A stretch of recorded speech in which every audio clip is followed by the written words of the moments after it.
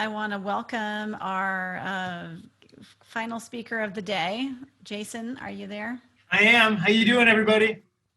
Hey, Jason. Well, just a quick intro. So Jason is the Vice President of Industry at Keller Williams International. He's been a mega real estate agent for the past couple of decades. He owns a big team in the Detroit area. He's been a TV show host. And honestly, he's one of my favorite trainers and educators in our organization. He's always super inspirational and positive. And so welcome, Jason Abrams. Thank you so much, Wendy. Hey, everybody, thank you for having me. I know that you all have been sitting in front of a computer for a couple of days, right? So it's only a few more minutes, and then you get to actually go out into the world and take action on everything it is that you've learned.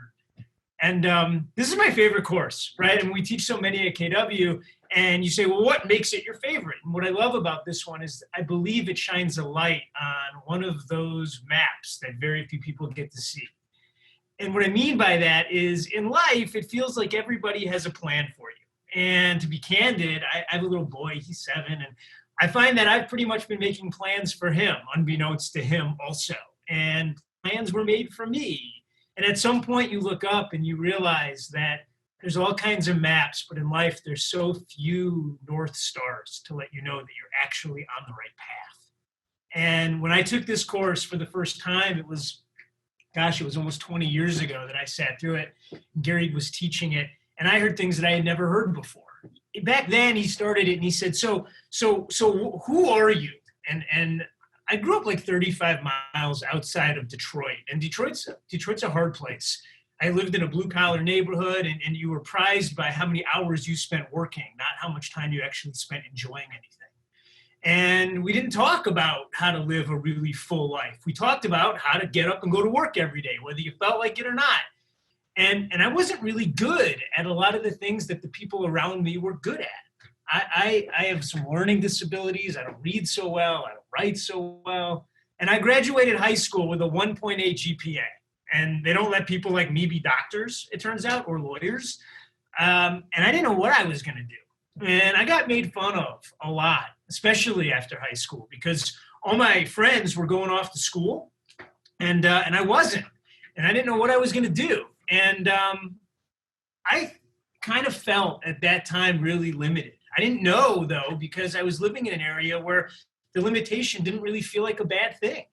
So I decided I was going to do kind of what I thought I should do next, which was find a job that was going to pay, 40 or 50 grand a year. And to be honest with you, it sounded like an awful lot of money.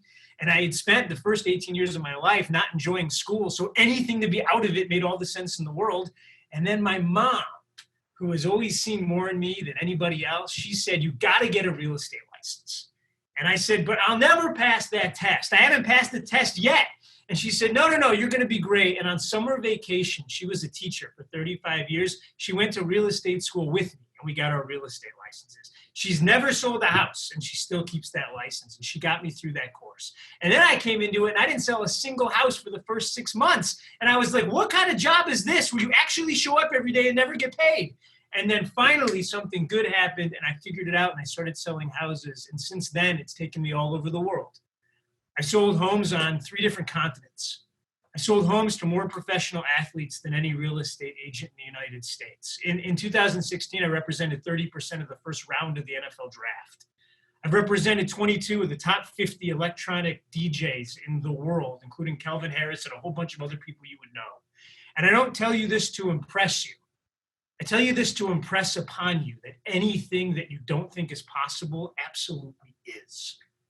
This is to say that all of you have this magical gift, and I know that it sounds hokey to say, but everything that you probably need in life is already inside of you. You already have it. You were born with it. Whether you realize it or not, it's there. That's why they call them insights, by the way. And if you've had any over the last 2 days, it's only because we were tour guides during it. You see, the reality of this is that if it was anything other than that, we would call them outsides, but we don't. They're insights. You see, we all have a unique voice, and whether or not we listen to it makes all the difference. And there's no straight lines found in nature, just like there's no straight roads found in life. They all have turns, and they go right and they go left. And if we were all on a boat together and we were going down a stream and we turned around a corner and you looked back and you couldn't see the water, it doesn't mean that the stream wasn't there. It just means that your perspective has changed. If the last 2 days did anything for you, it was supposed to change the way that you think about the world, and more importantly, how you fit within it. You see, all of us deserve to have whatever life we want, no matter how big that is. And the thing that this course does is it reminds you that you get to define what it is. See, there's two ways to go through life, and I have friends that are going through both. Number one is life happens to you at different moments, and you tune in for a few minutes and maybe you enjoy part of it. And then there's this other group, and admittedly and sadly enough, it's a much smaller group, and they realize that they get to design it one day at a time. And it doesn't happen by chance, it happens by purpose. Now, up to this point, we've all lived a relatively sheltered existence in one way or another. What do I mean by that? Even school is a sheltered existence. It's a place that you go for a defined period of time to let someone else tell you what you are going to do. But welcome to life, because that's not what this is. If you've been waking up every day and trying to find the willpower to do things you don't like, then let me absolve you from that burden, because it doesn't have to be that way. As a matter of fact, if you want to spend the day being told exactly when to do things you don't like, there's an actual place for that. It's called prison. Every one of your states has them, and they'll gladly accept whoever shows up. And you know what? That is not what this thing is all about. See, Gary said it yesterday. He said there's nowhere that you can't be within 5 years, but it begins with actually having an idea of where you want to be within those 5 years. None of those things happen by accident. They happen by purpose, and they happen by design. You know how many of your peers will go through life without ever sitting there and writing a mission statement?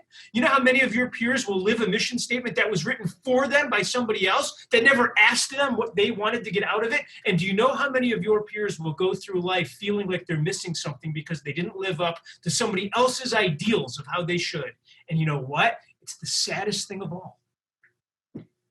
The idea that wasted talent is the saddest thing. I used to actually believe that, but then I found something even sadder than that, and that's denying the talent that you actually have. You see, there's a difference of wasting it and denying it. And if you haven't looked up and take inventory of who you are and what makes you magical, then you are denying it. Can you imagine a world where everybody chose to do that? You see, that's the thing about this organization and this group that you're in today. Judging by the mission statements that I've read, there are people here who are absolutely going to change the world. It doesn't take that many. Think about the people that you consider right now to be on top and making changes. Do you think there's anything fundamentally different about them than you? Maybe they had different privilege. Maybe they had different upbringing. Maybe they had a head start. But you know what? Anything that any one person can do, another person can do as well. And you will do it uniquely. The truth of it is, though, is that in all these amazing mission statements, there's a couple of truths that we have to face. And truth number one is that they're not all going to be realized. Now, I was lucky enough to get to audit really quietly yesterday, and I can probably tell you which of your peers in this group I don't think have a chance of realizing a mission, but that's not my job, because some choose to tune in and others choose to tune out, and I hope that you made the right choice. Because Gary Keller doesn't need to spend his days sitting talking with young people. He chooses to do that because that's part of his mission. See, it's possible that you didn't understand what the word meant before you started the course. Here's the thing. Everybody has goals, but very few people have missions. The difference is a mission has to be driven by something more than just the desire for financial aptitude or some sort of independent thing that you're going to get. Missions are driven by culture. They're built by ideas that you either hold to be true for all or they hold to be true for none. For us, this is God, and this is family, and this is business in that order. This might be different for you. But to deny that you have any of these ideas, or to make the determination that sitting down and thinking about them simply isn't important, that would be the tragedy of it all. You see, some of us aren't going to accomplish our missions, and others will not accomplish our goals. And you know what? There are people right now on this cast that won't even start. Well, is that you? You don't have to raise your hand or anything because it's going to get weird, but I would just invite you to leave now. Somehow you made it through the last 2 days, and don't get me wrong, I honor you for that. But if you don't intend to take action tomorrow to actually see it happen, I want you to just tell us now. Just raise your hand. That would be honest, by the way.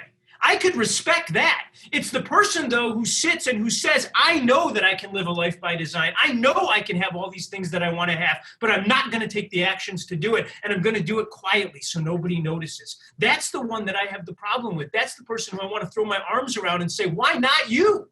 Why don't you deserve that? Why does the person next to you get to have that, but you don't?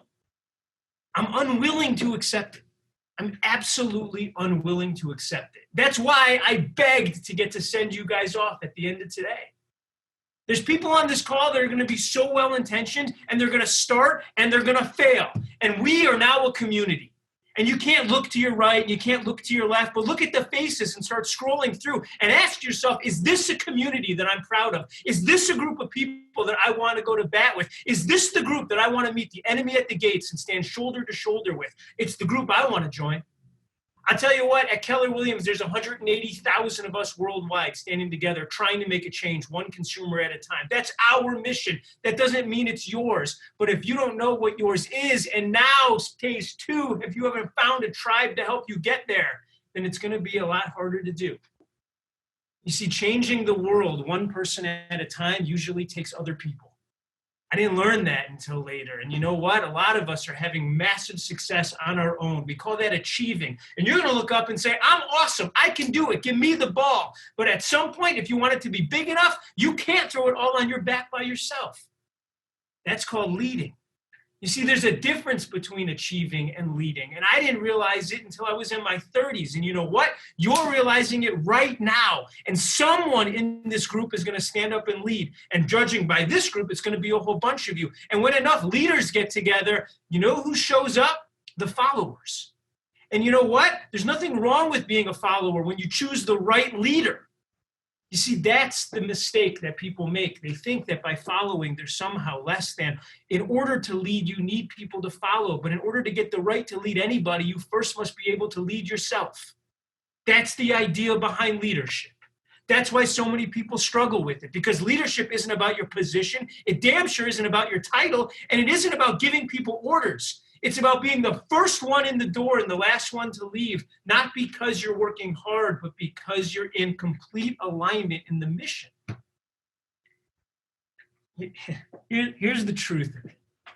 The truth of it is that if you looked at any organization, if you looked at any group of people, they would fall into certain subsets. And you'd see believers and non-believers, and you'd see leaders and you'd see followers, and you'd see achievers and you'd see non-achievers. And we spend our life being put into these groups. And this is a course about breaking free of all of those groups and finally being true to you. It's about finding your voice. It's about finding your mission and then lining up the dominoes so that it actually happens. And any one of you can do it. The question is, will you? Because most won't. And that's the problem. That's what keeps me up at night. If you would have said to me, Jason, what's your mission? My mission is about making sure as many people know that they can do it, and then trying to impact them to make that choice. But you know what happens? 20 minutes from now, you're going to close out this Zoom call, and everything you heard over the last 2 days is going to become less important with every step away from your computer you take. You're going to get wrapped up in who knows what. I don't know what you're going to be doing. Text messages, friends, Netflix. I don't know. What else are you going to be doing tonight? You're going to binge watch? You're going to play PlayStation? Cool. I get it. Minecraft? Whatever it is. But you know what? If all of this becomes less important each minute it ends, then what was the point of taking it to begin with? Like, how many courses have you said? Yeah, I said Minecraft, by the way, Nicole. I happen to like Minecraft. How many courses have you taken in your life that didn't mean anything the next day? How many textbooks have you had for courses that when the semester was over, you never saw them again? Hell, how many textbooks have you lost during the class halfway through? Honestly, how many seminars have you taken? How many? The reality is it's a ton. Some of you are going to say, I remember that. It was called college. Don't let this be one of those. That's the difference. This isn't a class. This is a course about life. This is a course about getting into action tomorrow. These are about the actions you take, not the things that you learned. You know how many people are learned that will take no steps towards success? The world's full of them. This is all about the actions you take, not during the course, but tomorrow. It's about the actions you take the next day. It's about all the other people, by the way, that are going to try to hold you back as soon as you start taking them. You know why? Because you were a weirdo simply for signing up for this class. Let me be really clear to you. Most successful people you meet are weird. Spoiler alert, they just are.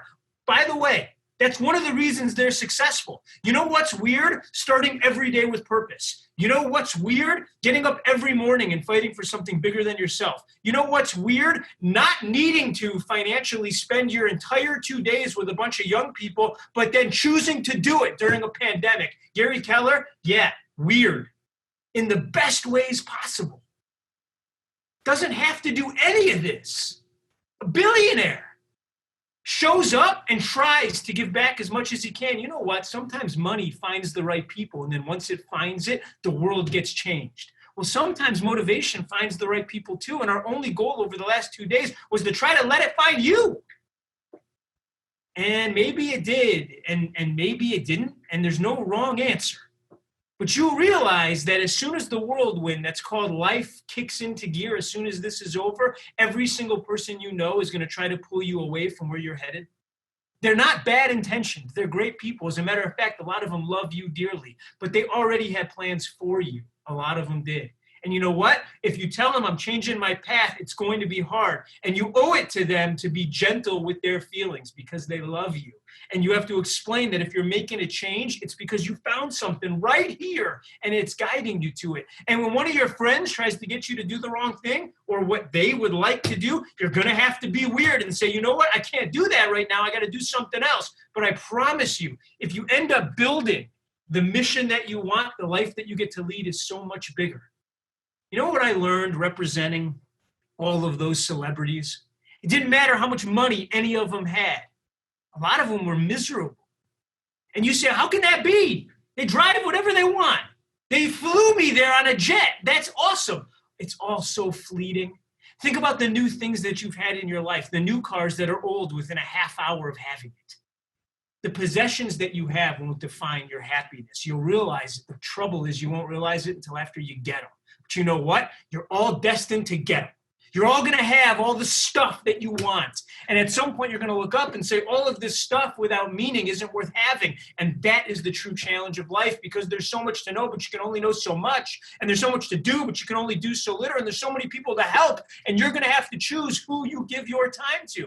What did he tell you yesterday? In life, you get to pick your own profits. Do you think it's any different with the people around you? They're looking up at you and they're asking, is this somebody credible? Is this someone valid that I should follow and that I will allow lead me? Who are you going to have to become to make any of these missions happen? I tell you, you didn't pick small stuff. I started looking at it a while. One of you is going to change the world through brain surgery and a whole bunch of big words that I don't even know what they mean. You know what? I'm not the person to help you with that. I am, though, thrilled that that's your mission, because I might be laying on a gurney one day and you might be the difference. You see, all of us are first responders in our own way. We all get to choose. Are we going to go back and be first responders for our communities? Are we going to go back and be first responders for our families? Are we going to go back and invent something that changes the planet? And by the way, just if you fall short of that doesn't mean your mission wasn't accomplished, because maybe your mission is to impact the lives of the people closest to you, and simply being a tremendous individual for 10 or 15 people is going to fill you up. The sadness would be never finding out what fills you up and then chasing a whole bunch of paper giants your whole life. And it absolutely happens. It happens to more people you know. Ask yourself this question. Think about all the 40s and 50s and 60-year-olds that you know. How many of them do you think lined up their life so that they could have maximum happiness throughout it? Think about that for a second. Ask yourself, how many of the people that are helping you get where you want to go started the conversation with, what's going to make you happy? Friends, I'll tell you this. The people that have been raising you up to this point love you dearly, and they're all great intentioned. But their mission in life was to make sure that you were going to be successful and safe. And it started with a financial security. And you know what? There's no doubt you're all going to have it. And you know what? That's about 4% of what it's all about. And there's nobody that you're going to meet in their 80s that says, I wish I would have spent more time making more money. It's not what they say. They say things like the relationship is where the wealth is. They say things like, I wish that could have changed X number of more people's lives. I wish I would have poured more into my community. I wish I would have poured more into people. You know, it's been proven already what creates happiness. Harvard did a project on it. Look it up, you guys. It's called the Harvard Happiness Project. Watch the YouTube video because it's a long read. Just watch the video. There's a TED Talk. And it says the secret to happiness is community. People that define themselves as lonely, they die younger. They get generally less enjoyment out of life. People who say they're part of thriving communities, and I don't care if it's a big family or it's faith-based or your neighborhood or the office that you're working in, those are the people that find maximum enjoyment.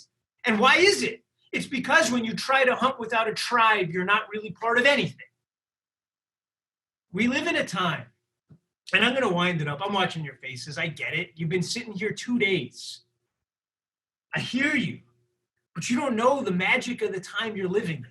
And the problem is, and the reason you don't know it is because you don't have any perspective. And I get it. Either do I. I'm only 40. It's hard to say. I've been kicked out of Keller Williams Young Professionals. But I can still look back and I can study the game, and I can tell you this, you're living in magical times. We live right now like Greek gods, honestly. You carry the collective knowledge of mankind in your pocket. What do you use it for? To find movie times. We fly across the country on planes. You don't even have to row. You control the wind, ladies, every time you turn on a hairdryer. We live in magical times. And because of that, there's more things that you can read than at any other time in your life. You realize there's more books written about Warren Buffett during his late life than Alexander the Great since his death. You live in this time where you don't have to guess anymore. It's a magical moment to be alive. And you're living through social change. And you're living through a pandemic. And you're living through history now. You are all part of it. You realize that people are going to look back and study this time? This is when change happens. And you're all a part of it. Or you're not. That's the choice. This course, all this course was supposed to be the day that you stand up and say, damn it, I'm part of it.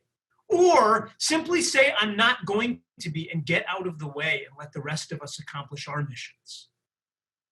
I hope, beyond all hope, my only hope, is that more of you decide to be part of your mission than to decide to back out and quit and go do something else. Because a life without mission is going to be an empty one. And you're at the age now where you get to choose. And everybody else's plans for you become less important. And every path that you've been on, guess what?